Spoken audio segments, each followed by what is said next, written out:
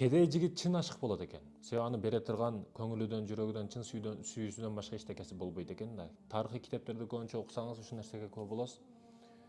Бай жигитти мисалы келди, аны машинасын көрдү, үй жайын көрдү, башкасын көрдү, бардыгы кызыгат, дароо бер болуп берилип кетет да кыздар.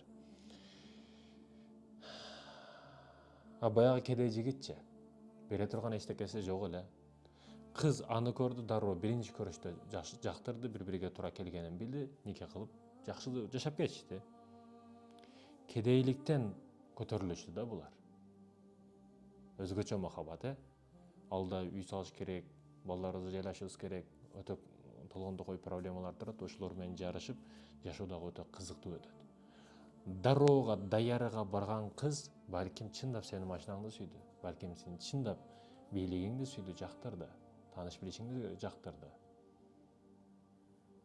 Ошондуктан да биз мисалы практика жүзүндө көп көрүп, кедейлер көбүнчө жакшы жашап кетет. Кедейге берген, кедейди алган айтор, булар көбүнчө турмуш тиричиликте бири-бириге бышып жакшы жашап кетишет. А ушул качан бай бири-бириге туура келип, ошол учурда жашай албай ажырашкандарга көп күбө болосуң да.